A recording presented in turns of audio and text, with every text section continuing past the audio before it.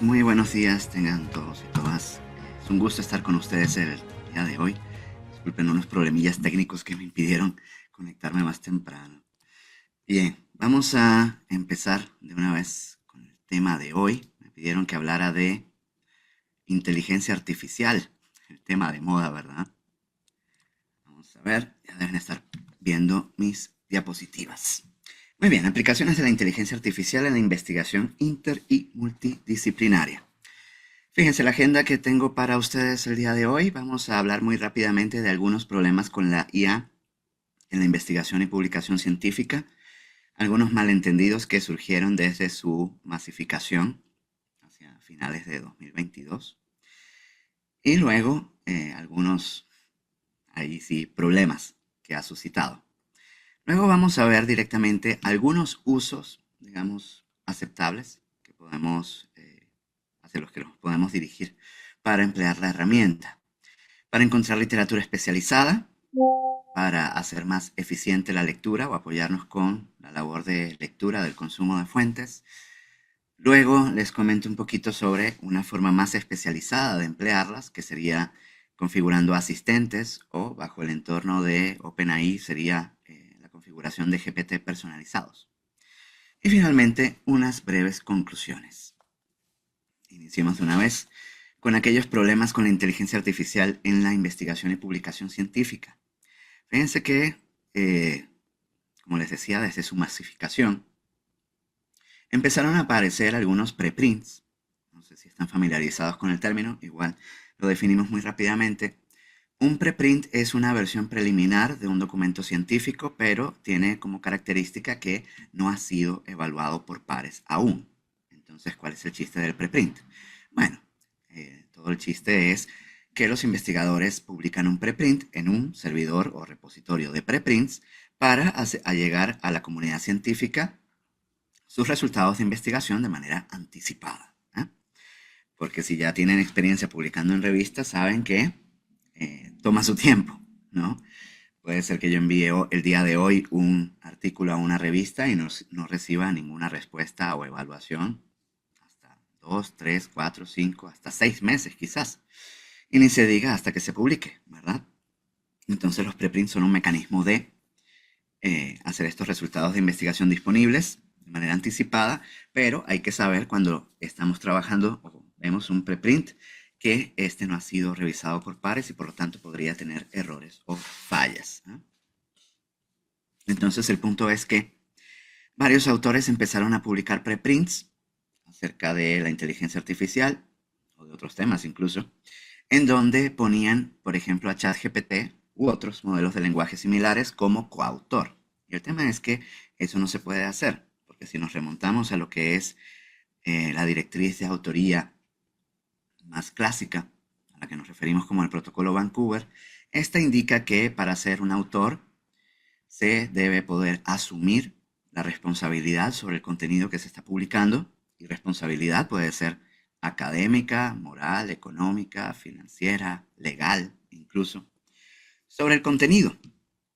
Y además, un autor debe dar su consentimiento para publicar su documento. Entonces, una inteligencia artificial como una máquina, no una persona, no puede ni asumir la responsabilidad ni dar su consentimiento, o bueno, al menos por ahora, ¿verdad?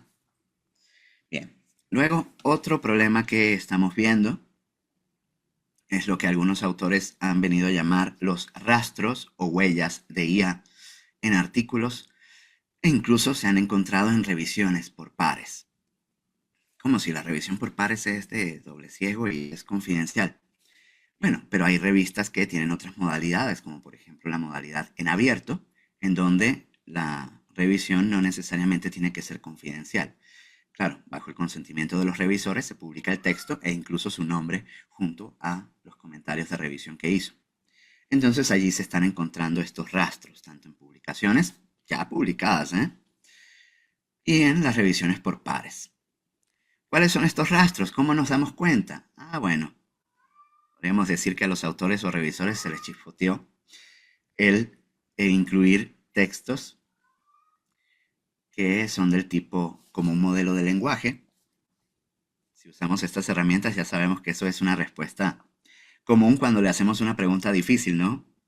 La IA opina, como un modelo de lenguaje no puedo decirte al respecto, no puedo buscar o no puedo, ¿sí? O frases del tipo, claro que sí, aquí tienes una introducción para tu trabajo. O el famoso regenerar respuesta. Han salido en textos publicados, ¿eh? Créanme, esos. Y la controversia es enorme, ¿no? Luego tenemos el problema que hasta el día de hoy estos modelos de lenguaje lidian muy mal con la citación y las referencias. Incluso llegan al punto de, si yo le pido una referencia que, de donde haya obtenido la respuesta que me da, puede ser que incluso me invente referencias. Posiblemente identifica correctamente un autor acerca del tema. Puede identificar una revista correcta que publica documentos, artículos sobre el tema. Pero el punto es que cuando vamos a buscar ese artículo específico que nos referenció, no existe. Y eso es parte de sus alucinaciones. También tenemos alucinaciones, aparte de las referencias o las, como he venido a llamar, las citas alucinadas. Saben que las alucinaciones es cuando por alguna falla del sistema me responde cualquier cosa que nada tiene que ver con lo que le estoy preguntando, inventa. Y aparte de los sesgos, tenemos que saber que estas IA o modelos de lenguaje fueron entrenados con cientos de miles de documentos, posiblemente incluso millones. Estos los emplearon para aprender a leer, entre comillas, y a hablar, ¿verdad? Y puede ser que en sus respuestas integren algo que aprendieron, también entre comillas, en estos documentos. El punto es que no puede identificar de manera específica de dónde obtuvo algo. Pero así también los documentos pueden traer sesgos. Pueden traer sesgos que, por supuesto, son de origen humano, ¿no? Pero están presentes en los documentos que fueron parte de su entrenamiento. Sesgos, eh, por lo general los más graves, suelen representar ideas discriminatorias. Y entonces puede ser que reproduzca estos y otros sesgos, ¿verdad? Es en cierto modo equiparable al plagio, porque si la IA no puede identificar correctamente las fuentes de donde obtiene una respuesta, en la que basa una respuesta que le da al usuario, entonces nosotros tampoco podemos saberlo. Si no me lo dice, yo no puedo tampoco rastrearlo. Y por eso si usamos directamente la IA para textos académicos, tenemos un alto riesgo de incurrir en plagio. Posiblemente no aparezca en los sistemas que llamamos antiplagio, ¿no? Porque seguramente lo está expresando de alguna manera en que es distinto a la fuente original, donde aparece esa idea. Entonces, si no podemos identificar correctamente las fuentes de donde viene un texto, pues ahí tenemos un alto riesgo de plagio. Hay cierto entusiasmo que veo bastante elevado en cuanto a la IA en distintos ámbitos, por supuesto, y no es ajeno en el ámbito académico y científico, ¿no? Y de investigación. Pero tal entusiasmo me hace pensar que hay cierto desconocimiento de las políticas editoriales que se han formulado al respecto del uso de la IA. Y si nos vamos a lo que dicen las editoriales científicas en sus políticas sobre uso de la IA, encontramos que son bastante inflexibles. Prácticamente el único uso aceptable que me toleran es que yo use una IA para revisar el estilo, ortografía y gramática de un texto. ¿Por qué? Bueno, la razón es porque ya estoy trabajando con un texto que previamente fue generado por inteligencia humana. Pero lo que no toleran especialmente es que yo presente en mi artículo contenidos generados con IA. Un gran reto que tenemos es que las mejores funciones de la IA, las que nos libran de gran parte de estos problemas, son de paga. Bien, vamos a ir viendo algunos usos posibles. Para encontrar literatura, Cuando queremos determinar nuestro problema de investigación, cuando queremos hacer una búsqueda inicial de fuentes, saber qué nos encontramos y por dónde arrancamos, ¿verdad? Tenemos la primera herramienta que les voy a compartir. Esta se llama Research Rabbit. No sé si lo ubican. Me permite agregar documentos ya sea buscando, usando esta plataforma, puedo buscar por DOI documentos específicos o puedo hacer una búsqueda más general por palabras clave. Una búsqueda más a la antigüita, ¿no? Permite buscar documentos relacionados. Una vez que yo le agrego algunos documentos, sea por DOI, sea por palabras clave, o sea, me parece que también permite subirlos, me va a intentar de relacionar, ya ven en la captura de pantalla, me relaciona visualmente estos documentos por medio de las citas, ¿verdad? Si se citan los unos a los otros. Entonces los veo conectados por nodos y me expresa visualmente por el tamaño de cada nodo. Algo interesante es que tiene compatibilidad con el Zotero, el gestor de referencias. Esto puede ser muy útil. También algo bueno es que es gratuita. Y déjenme comentarles las alternativas que ven aquí abajo. Alternativas, está Litmaps, está Connected Papers, que tienen versiones gratuitas limitadas. Por eso la que les muestro como prioridad es Research Rabbit, ¿no? Otra alternativa gratuita se llama Insightful. Y hay una alternativa que es solo de paga, que se llama ResearchKick. Esta se especializa en generar preguntas de investigación. Luego tenemos a Consensus. Esta es muy interesante y es una de las que más me gusta. La búsqueda es, ya no es booleana, ya no es por palabras clave. Yo voy a hacer una pregunta. El lenguaje natural es una búsqueda semántica, así como uso cualquier chatbot, ¿no? De hecho, Consensus es un chatbot, pero especializado en recuperar fuentes y además estas fuentes puedo estar seguro que existen. Ese es el punto principal. Basa sus respuestas en fuentes existentes. Busco usando una pregunta. Tengo la función de sintetizar. Aquí en la captura de pantalla, la de arriba, ven que dice sintetizar y dice copiloto. La de sintetizar es el primer rectángulo de arriba en que me presenta un breve resumen de una cantidad determinada de documentos. Aquí, para esta respuesta, puedo ver que dice, se analizaron 10 documentos y me dice, me hace una síntesis de estos hallazgos en función de la pregunta que yo le hice. Si la pregunta que yo le hago puede ser respondida con un sí o un no, también me da el medidor de consenso. Por eso se llama consenso, la herramienta. Me dice que según 18 documentos que analizó, la respuesta a mi pregunta puede ser sí, según el 83% de los documentos, posiblemente 6%, y no, según el 11%. ¿Ah? Aquí la pregunta tenía que ver con la relación si el ejercicio mejora las habilidades cognitivas. Luego tenemos la versión de la función de copiloto. Aquí está. Copiloto que escribirá una respuesta narrativa a la pregunta usando ChatGPT. Digamos, el cerebro de Consensus es ChatGPT, pero quienes han desarrollado esta herramienta han modificado el comportamiento de ChatGPT para evitar que invente fuentes. ¿Cómo hicieron esto? Bueno, como la mayoría de las herramientas más avanzadas de este tipo de IA para investigación, tenemos que saber que la mayoría de estas utiliza una base de datos académica que se llama Semantic Scholar. Esto es una base de datos considerablemente grande.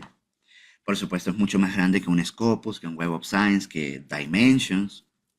Eso sí, no es tan grande, me parece, como Lens o como OpenAlex, ¿no? Que son, y menos como Google Académico, ¿no? Que son las más grandes bases de datos, ¿no?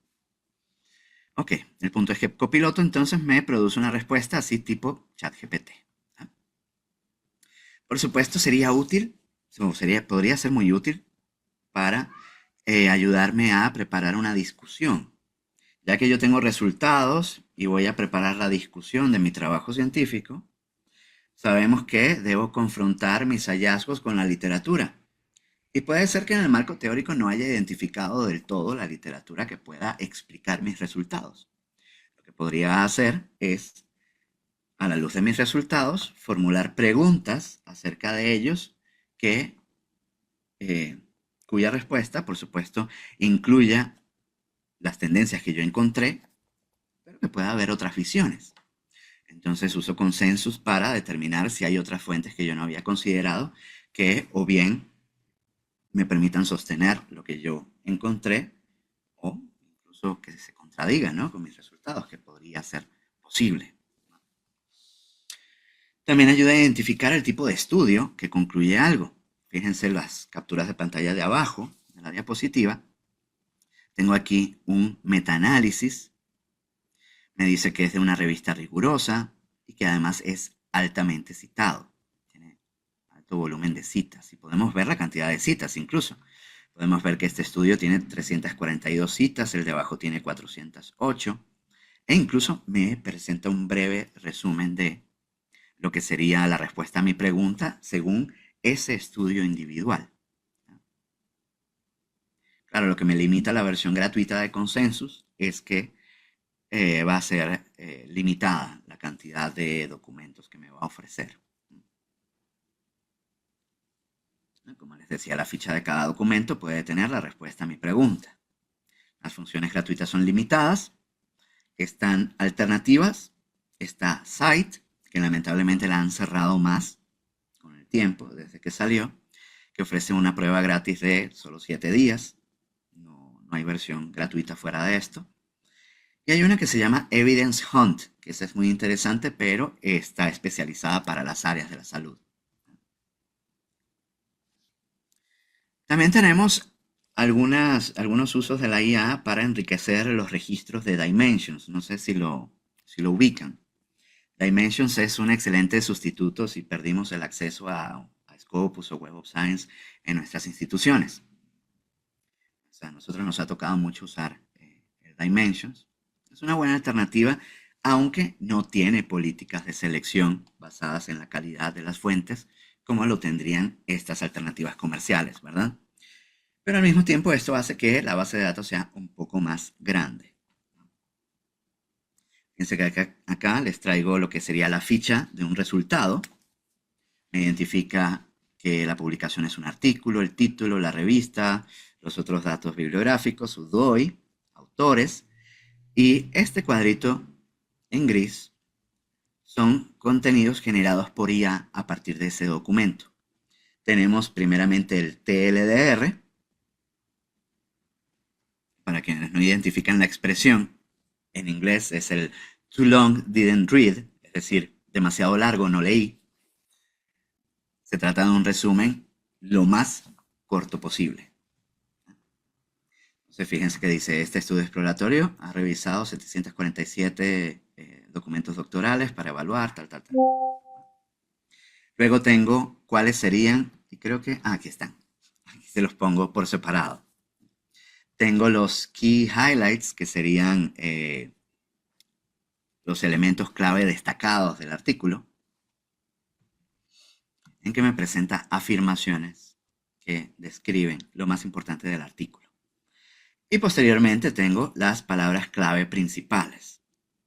Yo, si no estoy muy familiarizado con la búsqueda booleana, puedo aprovechar de, si encuentro en Dimensions un documento que yo digo, este me sirve, pero el resto de los resultados no tiene mucho que ver con mi investigación o lo que yo quiero encontrar. Puede ser que necesite algo de ayuda en la búsqueda booleana. Podría entrar en esta ficha del documento que yo haya identificado que me sirve y copiar alguna de estas palabras clave porque podrían ser importantes de incluir en mi búsqueda. Para mantenernos actualizados hay una app.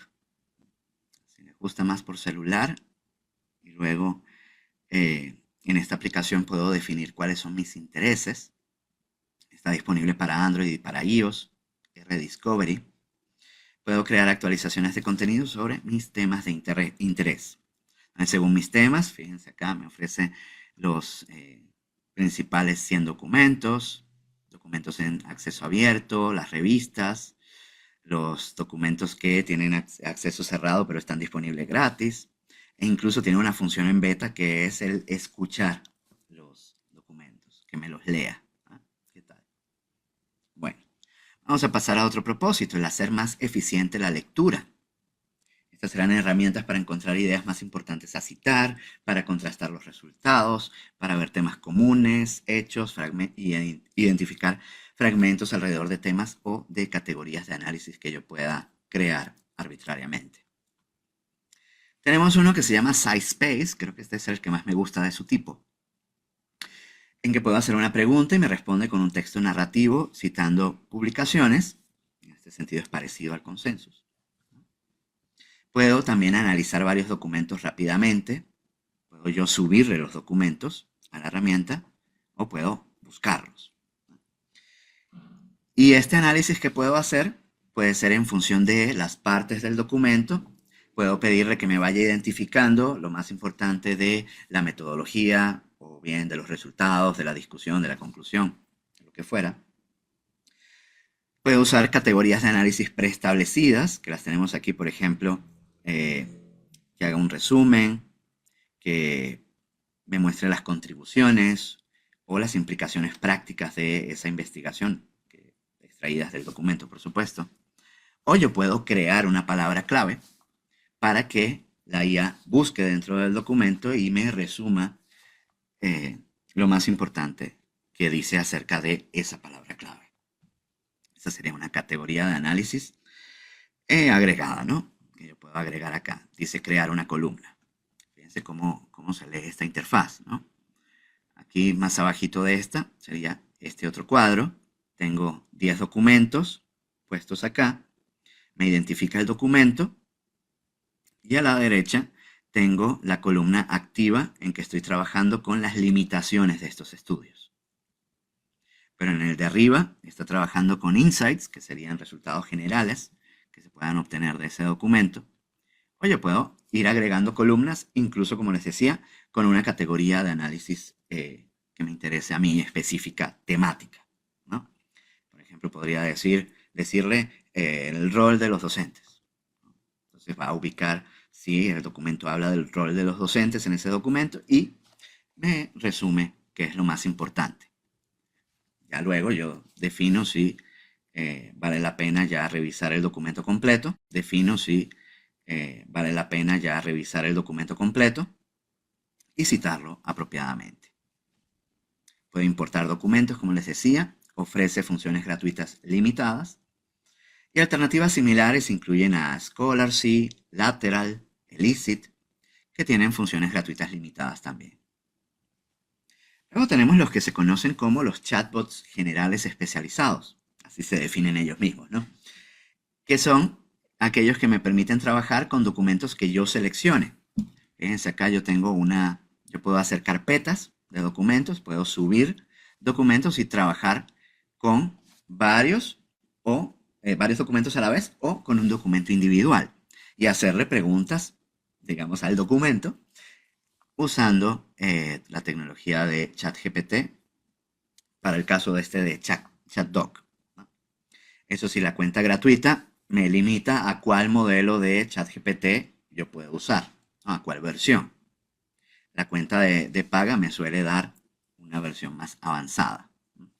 Algo interesante es que, por ejemplo, aquí yo le hice una pregunta y vemos que en las respuestas hay una especie de citación, ¿no? Me encierra entre corchetes un número y o una letra y esto le puedo hacer clic, ¿no? Como ven está en azul.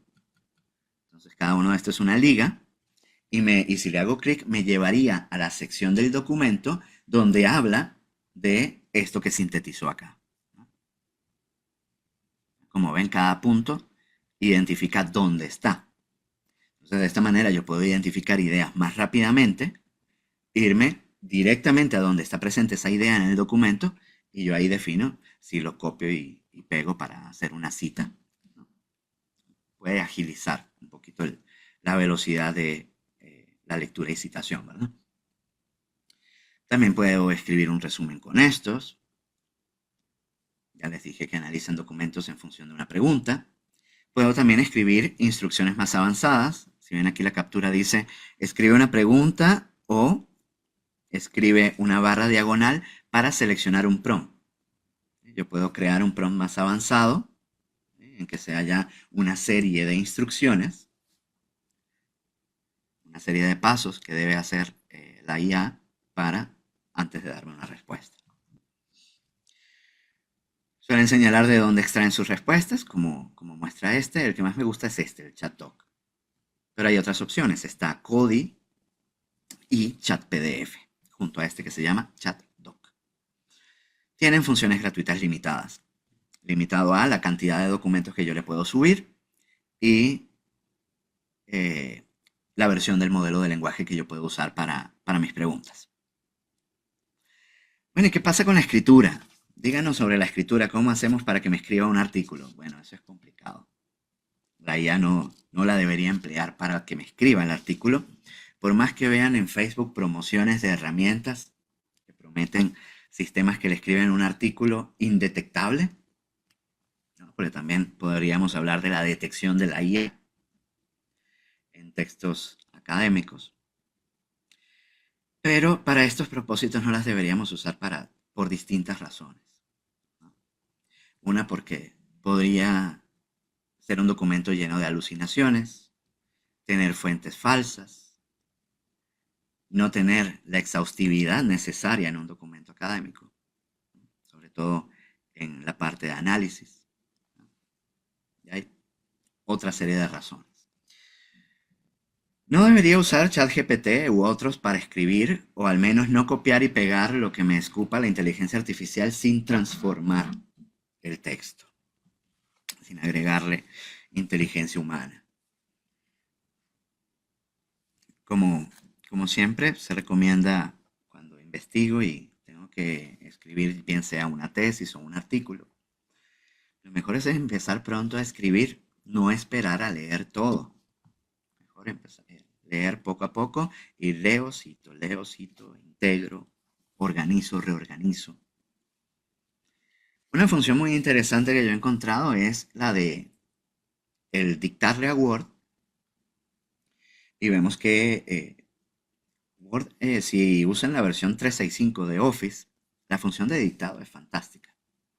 De verdad dio un salto cualitativo enorme, porque si alguno de ustedes ha probado históricamente programas de reconocimiento de voz para dictado de los últimos, no sé, 15, 20 años, eran herramientas muy difíciles de configurar.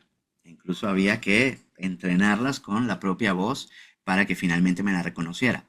Con Office 365 no hay ese inconveniente y de verdad toma el dictado muy bien, pero si yo me detengo mucho, así como estoy haciendo ahora que les estoy platicando, si el Word tiene activada la función de agregar puntuación, signos de puntuación, agregaría pero montones. Yo lo que hago es desactivarle la función de que ponga puntuación, porque a veces hablo muy fluido, a veces no. Desactivo la función de puntuación, hago mi dictado, en donde pues, puedo hacer una lluvia de ideas. A veces es más fácil yo platicar acerca de lo que me interesa a quizás ponerme a escribir, porque a veces pues, los dedos no se mueven o la cabecita no funciona tan rápido como yo quisiera. Pero si platico, quizás pueda ser más útil. Y luego toda esta plática que le hice a Word, que tomó el dictado, la paso por ChatGPT.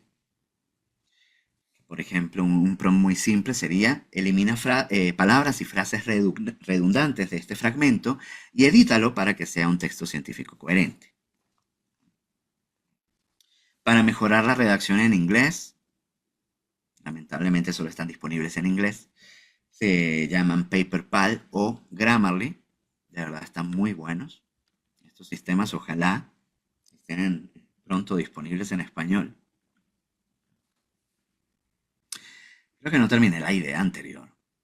Fíjense lo que después de aplicar este prompt, y en mi canal pueden ver un prompt incluso mejor que este, más confiable, en donde le pido que no agregue nada, ¿no?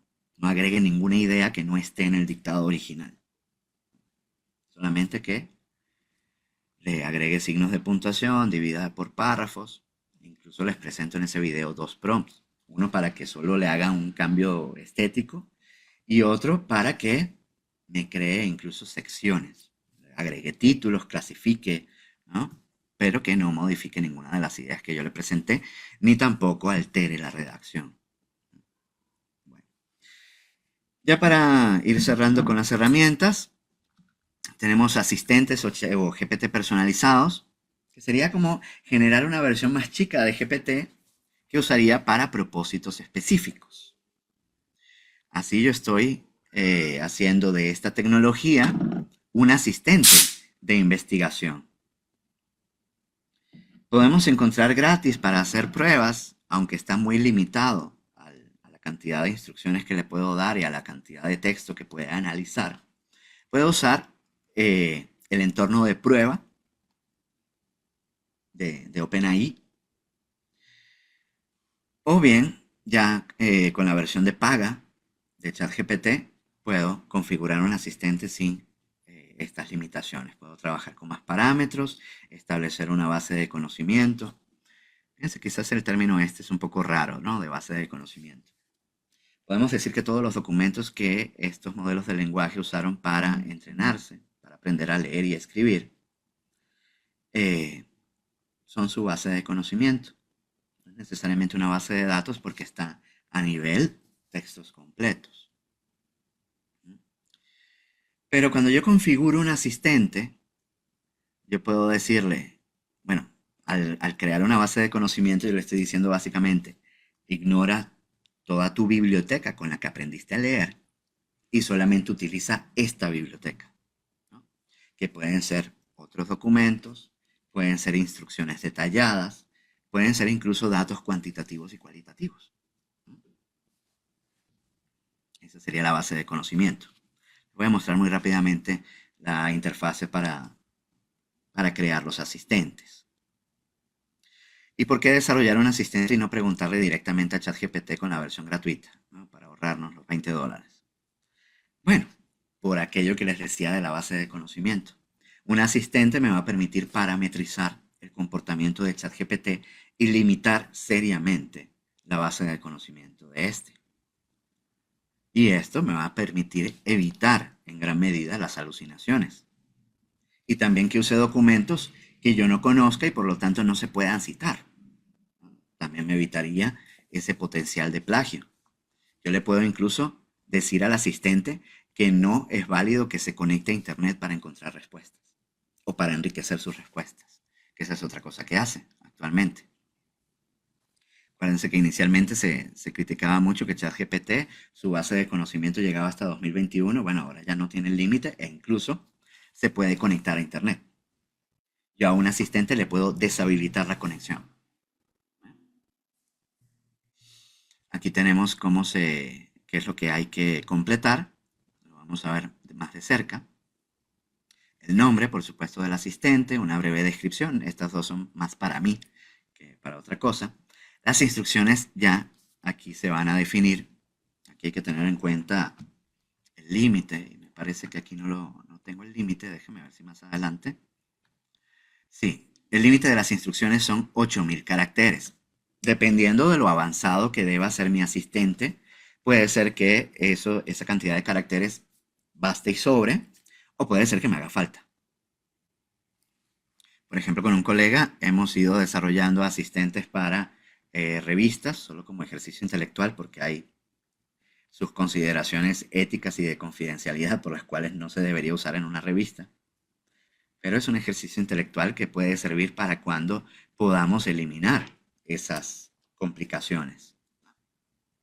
En fin, ese asistente de revista y un asistente para enseñar búsqueda de información, esos son más complejos y requieren más de los 8000 caracteres.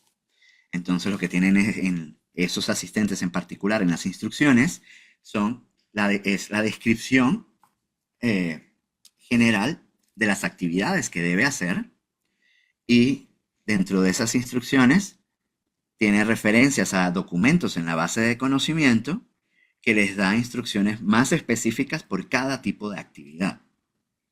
Aquí solamente se describen las actividades, cuáles son los parámetros que debe usar, a cuál documento se debe referir para saber cómo hacerlo, y cuáles son las relaciones que puede haber entre actividades, aparte de su rol, los tipos de respuesta que da, ¿sí? Si yo quiero que me presente las respuestas en formato de tabla, por ejemplo, se lo digo, tengo que decir aquí en las instrucciones.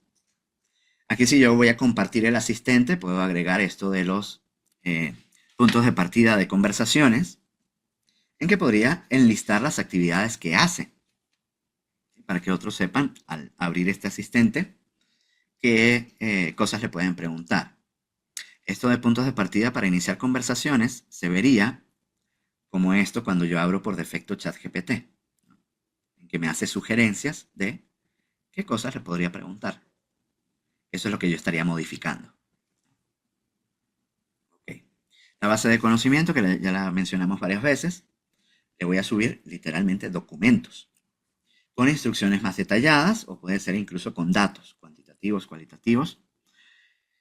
Y le podemos decir, si los documentos tienen instrucciones, le digo más arriba, acá en estas instrucciones, si el documento trae instrucciones más detalladas, le digo, revisa las instrucciones detalladas y los parámetros de cómo hacer esta actividad en el documento fulanito.pdf, ¿no?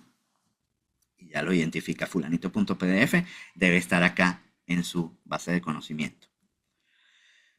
Y si queremos que emplee estos documentos y sobre todo que analice, sea capaz de analizar datos, tenemos que encender una función que se llama el interpretador de código, que la tenemos más abajo. Aquí podemos encender o apagar la función de que se conecte a internet, podemos prohibirle que se conecte. Si debe estar disponible la función de generación de imágenes de DALL-E, y luego el interpretador de código, necesario para que analice documentos adjuntos, datos e incluso que haga cálculos. Finalmente tengo también la parte de acciones, ya para usuarios mucho más avanzados, que sería para trabajar con APIs de otros servicios, otros sistemas. Por ejemplo, podría preparar un asistente para apoyarme a preparar documentos científicos. Claro, hay algunas consideraciones que vamos a ver si más adelante las incluí, que hay que tener en cuenta acá. Fíjense que así en cortito nosotros no sabemos, estas IA, cómo preservan la confidencialidad de los contenidos que yo les comparto.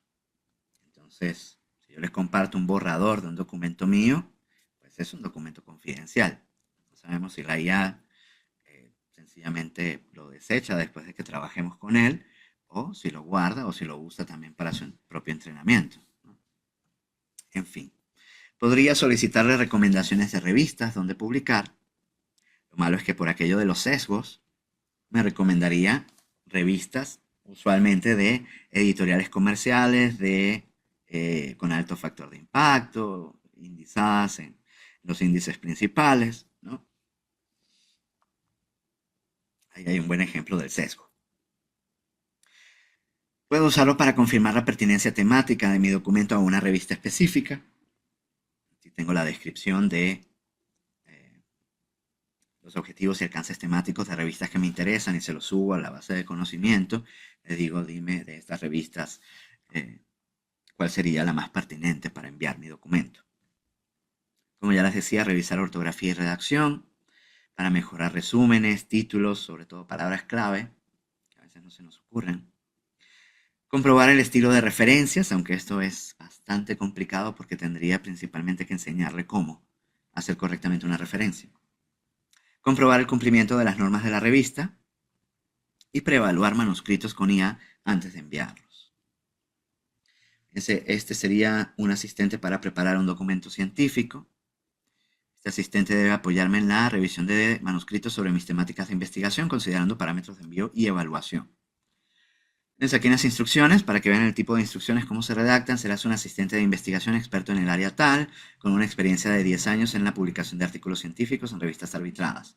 Tu trabajo será analizar que mis documentos cumplan con los parámetros de envío y evaluación de las revistas, que por supuesto debería agregar cuáles son esos parámetros. Le dejo activo el Code Interpreter, el interpretador de código, como les decía, y mínimo en la base de conocimiento debería agregarle las normas de la revista que me interesa, el formato de citas y referencias, las directrices para presentar resúmenes, títulos, palabras clave. Incluso si la revista pide un tesauro, tendría que agregarle el tesauro. Los listados de revistas, e incluso mejor si podemos obtener descripciones más detalladas de los tipos de documentos que publica cada revista individual que me interese, junto a sus objetivos, alcances temáticos. De lo contrario, las recomendaciones tendrán los sesgos acostumbrados. Muy bien, aquí tengo cómo sería el asistente en un entorno de prueba. Este sería el entorno de prueba de OpenAI. Lo que está es muy limitado, no puedo hacer un análisis de un documento completo, porque la cantidad, digamos, de memoria que me dedica como usuario gratuito va a ser muy limitada. Pero aquí puedo hacer algunas pruebitas, ¿eh? Tengo el nombre, las instrucciones, el modelo que quiero usar. Si es cuenta gratuita me va a limitar a cuál es el modelo. Para el momento que saqué esta captura de pantalla, podía usar el 3.5 Turbo. Hay al menos ya 3 versiones posteriores. Entonces, la opción sería la que les acabo de mostrar con la suscripción premium o diseñarlo con el entorno de prueba, que sería el gratuito, ¿no? Aquí estaría la liga para el entorno de prueba. Bien, sería importante agregar las normas de la revista de interés en PDF a la base de conocimiento del asistente para que pueda darme recomendaciones más precisas. Escribir una aproximación de cómo se deben usar esas normas para evaluar un artículo. Y esto debe decir que tiene que apegarse estrictamente a las normas. Tengamos en cuenta que una revisión de IA no sustituye la revisión por pares de un experto. Y aquí hay un ejemplo de prompt un poco más amplio que el que mostraba en el ejemplo anterior. No lo voy a leer para no ocupar más tiempo en esto.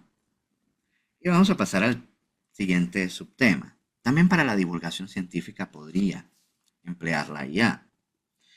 La divulgación científica se refiere a desarrollar contenidos de divulgación. Esto, bueno, qué redundancia, ¿no? Yo hago divulgación científica cuando creo contenidos derivados de la investigación científica, pero eh, el lenguaje con el que están construidos en estos contenidos debe ser más accesible y entendible para una audiencia más amplia, ¿sí?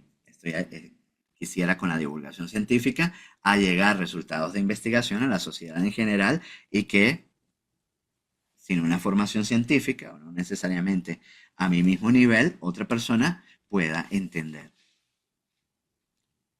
la investigación que se hizo y sobre todo su valor. Entonces podría configurar un asistente, muy bien como ya les había mostrado, o usar un chatbot general especializado como Cody, ChatPDF, ChatDoc, configurando una instrucción o con instrucciones escalonadas.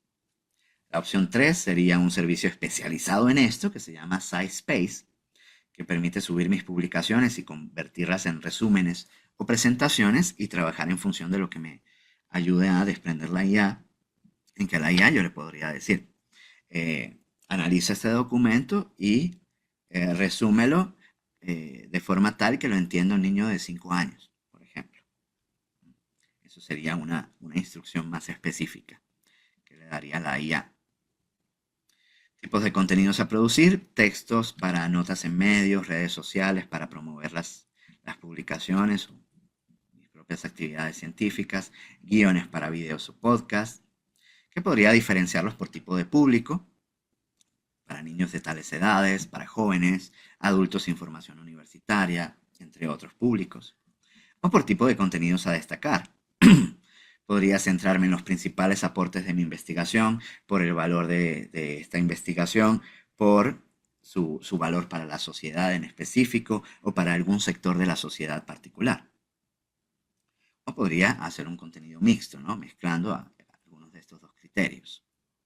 Aquí tienen un ejemplo de un prompt en ChatDoc, que le digo actúa como divulgador científico que comunica resultados de investigaciones al público en general. Por lo tanto, redacta tus respuestas en un lenguaje accesible y fácil de entender por cualquier persona sin formación científica o universitaria.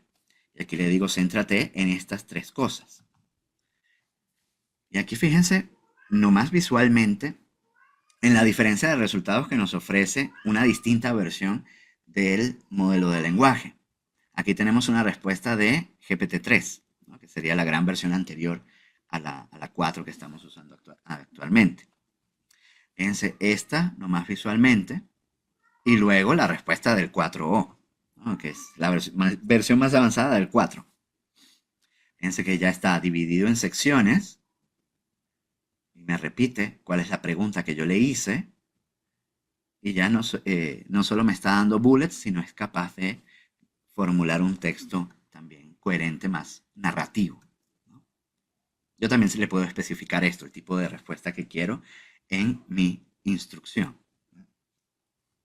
También para promoción en redes, y este es un uso real que le estoy dando, en que para promover tanto mis publicaciones como mis videos, le configuré una cierta instrucción para que me dé frases breves para poner en redes sociales, que me permita promover nuevas publicaciones o nuevos videos, y que además le agregue hashtags y emojis, ¿no? Para hacerlo más atractivo hoy en día, ¿no? Yo, por ejemplo, a cada una de estas frases le agrego después, al final, esto y más en mi más reciente publicación, y le pongo la liga, o esto y más en mi nuevo video, por ejemplo.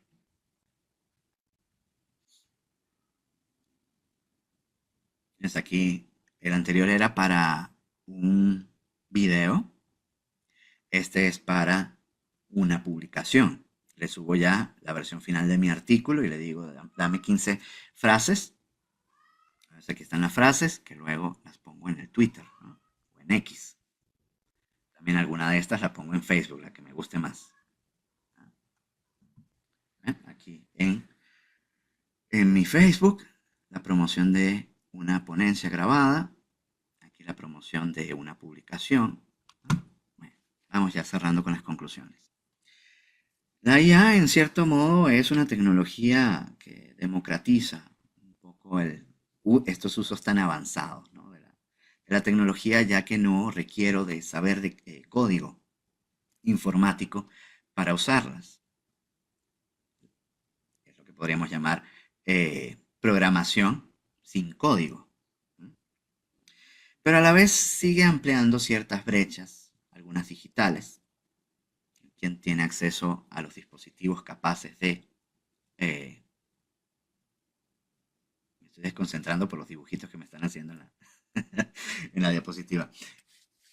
Quien tiene acceso a los equipos, ¿no? Para poder acceder a estos servicios. Quien tiene conexión a Internet. Y luego el problema de las funciones de paga, que serían las más interesantes, ¿no? Ya hablamos de costo y, por supuesto, una brecha idiomática, porque sencillamente en este tipo de tecnologías o en este tipo de industrias, las funciones más avanzadas estarían disponibles primero en inglés. Aunque funcionan muy bien con otros idiomas, especialmente con el español. De todos modos, tengo que evitar depender demasiado de la IA, porque su mal uso puede dañar la credibilidad científica. Por lo tanto, necesitamos establecer políticas y usos correctos de la IA. Las editoriales científicas, usualmente o mayormente las comerciales, ya han hablado, ya han especificado sus normas, sus reglas del juego en cuanto al uso de la IA, pero yo siento que las instituciones estamos un poco rezagadas en cuanto a la generación de políticas. Y acá en el país apenas si estamos superando aquello de generar una política que responda al problema del plagio, por aquellos famosos casos que ha habido, pues nos cayó encima la IA y no hemos terminado de asimilar el tema del plagio y ya tenemos que ver de establecer otras políticas por otras razones. Si lo usamos para todos, puede colapsar el desarrollo de ciertas habilidades, ¿eh? Ya me preocupa a jóvenes que de una vez tengan acceso a estas tecnologías y no aprendan algunas cosas a la antigüita, incluyendo leer, ¿no? Y entender la lectura, pues colapsaría algunas habilidades como la lectura, la comprensión, el pensamiento crítico y sobre todo algo muy importante en la academia, la capacidad de desarrollar argumentos propios.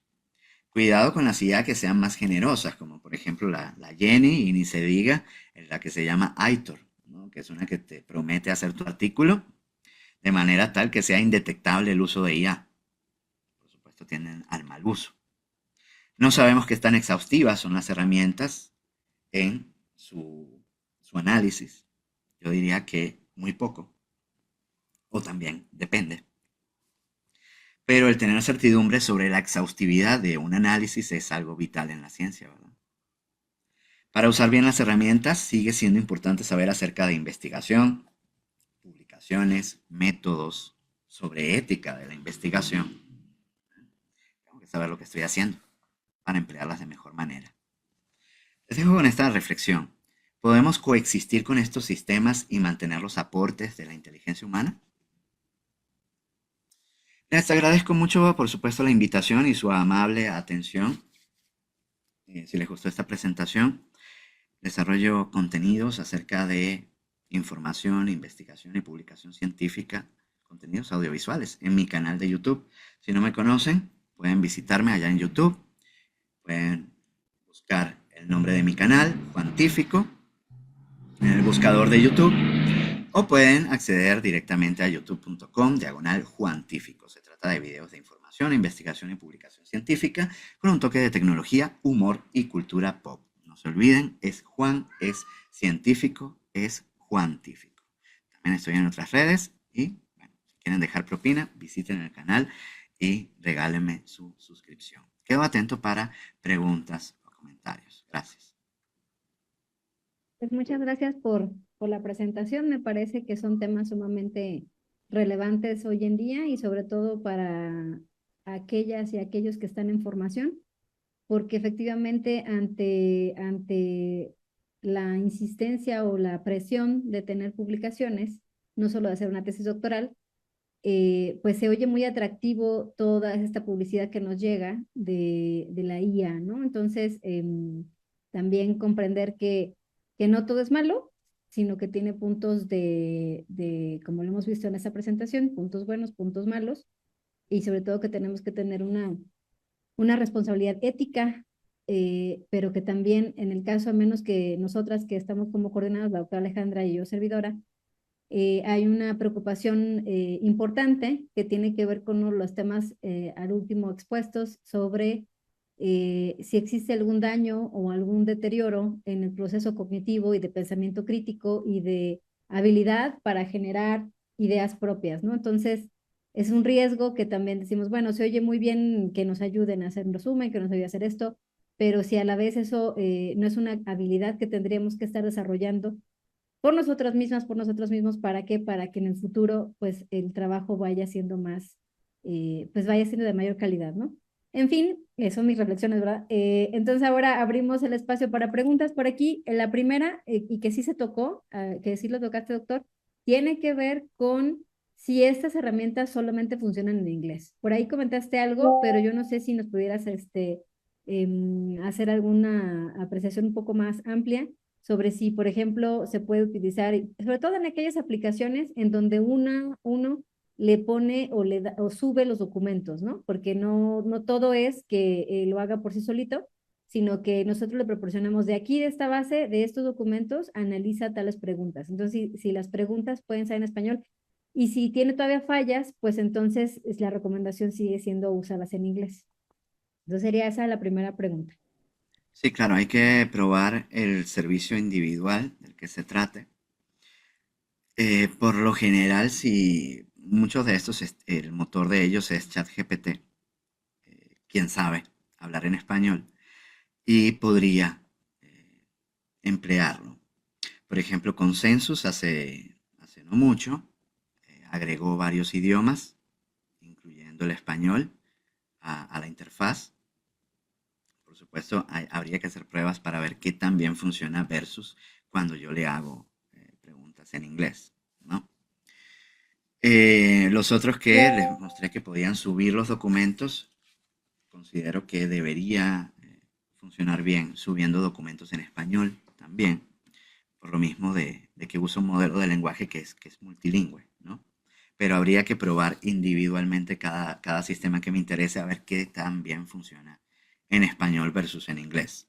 Podría ser que sí funcione bien en darme resultados en función de documentos en español, pero que no me dé las respuestas en español, ¿sí? Y puede ser que muchas de estas interfaces, aunque yo le pueda agregar documentos en español, simplemente la interfaz no esté disponible en español, porque eso sería otra cosa, ¿no? Una cosa es el cerebro del sistema, que sería ChatGPT, y el otro es la interfaz de usuario, que esa, si no está traducida, no estaría disponible. Entonces, como por lógica, casi todas las aplicaciones tienen de base el servidor o el motor de búsqueda que es el En la ChatGPT, mayoría, la sí. mayoría. Ok. Eh, compañeras, compañeros, alguien que quisiera, adelante, Ale. Bueno, primero, mil gracias, doctor Machín Mastramateo. Son temas que estamos empezando a discutir. Y yo que soy de una generación bastante pasada, yo tengo algunas preguntas que las voy a lanzar así de ignorante, porque realmente soy ignorante. En realidad son dos. Una que tiene que ver más con preocupaciones de investigadora, ¿no? Es decir, cómo este tipo de instrumentos nos pueden servir, por ejemplo, para cubrir un vacío que tenemos los investigadores, sobre todo en Sudamérica, que son las bases de datos que nos permitan tener fuentes secundarias, bases de datos empíricas, sobre todo. Por ejemplo, estoy trabajando fronteras y migración, no hay bases de datos oficiales, no hay, ¿cómo este tipo, por dónde se podría utilizar este tipo de fuentes para decir, bueno, qué bases de datos confiables existen para este tipo de temáticas, así bien de ignorante? Esa era una primera preocupación. Y la otra tiene que ver con eso que también Mónica comentó, ¿no? Es decir, nosotros hemos incidido mucho durante todo el diplomado en la necesidad de ser, la capacidad reflexiva frente a lo que se está trabajando. Entonces, ¿qué tipo, tal vez en sus programas, usted tiene algún tipo de recomendaciones para que cuando estamos trabajando con doctorantes, que es nuestro caso, tengan claro cómo utilizar de manera reflexiva estas fuentes, ¿no? Ok. En cuanto a las bases de datos, la mayor parte de los servicios especializados de IA para la investigación usa sencillamente la de Semantic Scholar. Y esto es una base de datos libre que yo puedo usar por fuera de las herramientas. No necesariamente la tengo que usar con una IA. Es una base de datos a la que yo puedo acceder aparte y hacer mis búsquedas como la he hecho toda la vida. Claro, es una base de datos, por supuesto, referencial. Tiene la posibilidad de acceder a algunos textos completos, pero por supuesto está limitado por cuestiones, ya sabemos, comerciales. No nos va a solucionar, yo diría, en nada la IA al acceso a documentos. Solamente a identificar otros documentos que posiblemente no me han aparecido en las búsquedas que yo he hecho en las bases de datos que yo tenga disponibles. O quizás en descubrir algunos otros que no haya visto y poderlos descubrir porque tienen relación con un documento que ya usé. Pero lamentablemente esta tecnología no nos soluciona en nada este problema. Y el tema de usarlos con estudiantes de doctorado, lo que plantea, pues está complicado. Yo creo que lo que podemos hacer es, o lo más importante que podemos hacer es conocer nosotros mismos estas aplicaciones, ver lo que hacen, conocer sus características, hacer pláticas de este tipo y sensibilizarlos también con la parte ética de la investigación. Okay, puede ser que te salve la vida el día de hoy y te ahorre algo de trabajo y nadie se dé cuenta de que usaste la IA, pero el día de mañana, en una situación real, no puedas resolver un problema porque no aprendiste a hacerlo, ¿no? E igualmente, si no sabes lo que estás haciendo, los resultados van a ser muy malos. Una buena comparación que yo discutía justo ayer con una tesista mía de doctorado es el compararlo con el software de análisis estadístico, por ejemplo. Si el software de análisis estadístico muy bonito, yo no tengo que saber cómo se calcula una desviación estándar para hacerlo. o cualquier otra operación. Yo no tengo que saberme las fórmulas necesariamente, pero yo tengo que entender los conceptos estadísticos al menos. Y yo tengo que saber qué tipo de análisis aplica según los parámetros que tenga mi muestra. Tengo que saber qué implica los niveles de confianza, ¿no? El error, ¿verdad? Pues si yo no entiendo nada de esto, sí, el sistema me da resultados. Pero puede ser que yo ofrezca en mi documento resultados que si yo no entiendo lo que yo estaba haciendo cuando los pedí, puede ser que no sean los cálculos correctos que haya que hacer, ¿no? Entonces, muy importante ahí saber qué estoy haciendo para poderlo emplear, ¿sí? Entonces es importante aprender a hacer algunas cosas a la antigua y luego ver cuáles son las cuestiones aceptables que puedo hacer. Porque luego, si alguien usó la IA extensivamente para generar un producto de investigación, un artículo, al momento que lo mande a una revista, puede ser que de la revista se den cuenta y se arme tremendo problema. Porque las editoriales no están tolerando esto, ¿no? Especialmente las comerciales. ¿Sí? ¿Algún otro comentario? Sí, una pregunta en esto Sí. último.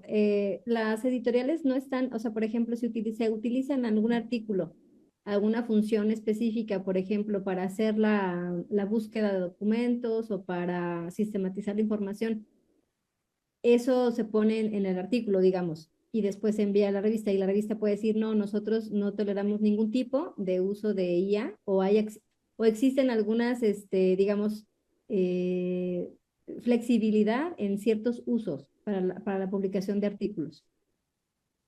El problema principalmente o únicamente yace en que el contenido sea generado por IA, ¿sí? Sea o bien el texto o bien las imágenes, ¿sí? Que las imágenes hayan sido modificadas o generadas por IA. Ahí tenemos hasta casos de escándalos por imágenes generadas. Entonces, sí, el punto es el contenido, ya fuera lo que es las maneras en que yo encontré las fuentes con las que trabajé. Si posterior a eso no usé la IA para nada, pues no habría ningún inconveniente, ¿eh? El inconveniente es con el propio texto o imágenes del documento. O sea, la propia redacción Sí, del texto. Ok. sí, Porque claro, efectivamente. ahora en las universidades esto ocurre más en niveles como pregrado.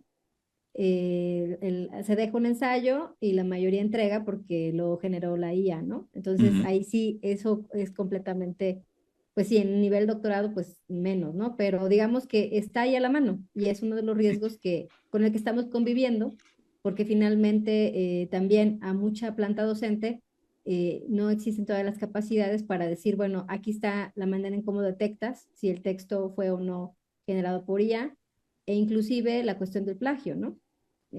O esta cuestión, a mí lo que me llamó mucho la atención es la cuestión de la alucinación de la IA, porque al final del día eso ya está, bueno, se venía diciendo de que la IA no reconoce de dónde saca la información, ¿verdad? Simplemente dice, ah, la encontré en el servidor y la jalo, sea verdad, sea mentira. Entonces al final del día se está generando una argumentación, pero pues tú como investigador o como persona sabes que no es verdad, ¿no? Entonces, esa cuestión, pues en lugar de hacer un adelanto, pues vamos para atrás porque estamos permitiendo que se generen discusiones o argumentaciones que no deberían de existir. Pero bueno, por ahí ya me queda un poco más claro.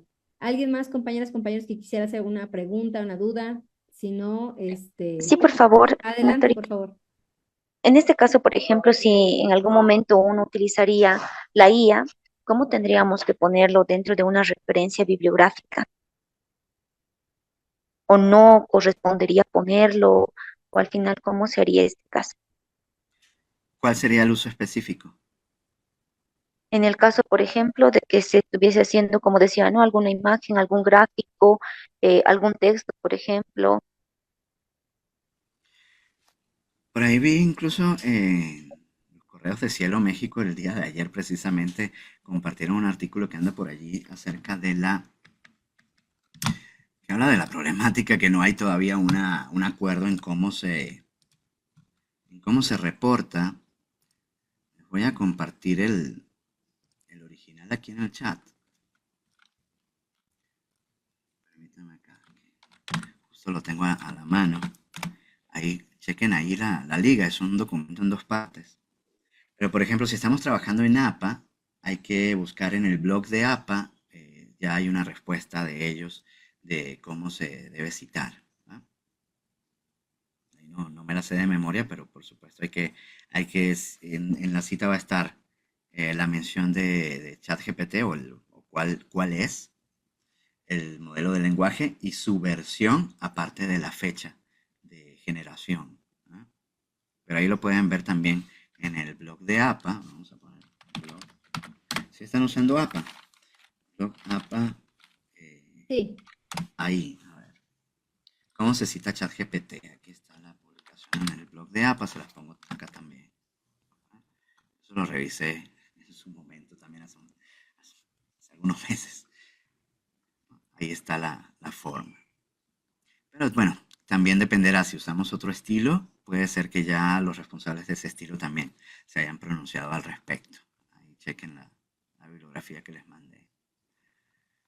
A ver, había alguna otra pregunta por acá, ¿no? En el sí, chat. hay una en el chat, dice, es de David Quispe, dice, se ha señalado la necesidad de no inclinarse a una situación de dependencia de la IA y preservar la ética y la creatividad tradicional, pero es notorio una tendencia cada vez más amplia y diversa que orienta su uso. ¿Ahí qué hacer? ¿Qué hacer? Yo diría ser cautelosos.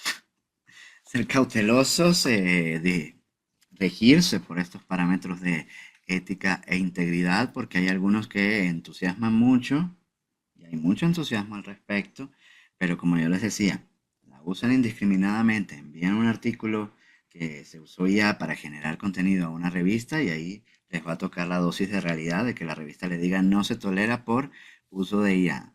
Y si la revista es muy estricta, estaría incluso en su derecho de delatarme con mi propia institución, ¿no? Y decir en mi institución, así como con el plagio, ¿no? Si hay un caso de plagio y se llega hasta las últimas consecuencias, COPE recomienda incluso involucrar a las instituciones de estos autores que plagiaron, ¿no? Entonces puede haber consecuencias bastante serias.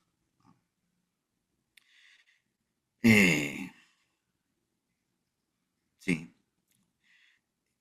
Y digamos, no digo no usarla, pero requiere que nosotros aprendamos a saber qué estamos haciendo y evitar usarla ya para cuestiones de generación.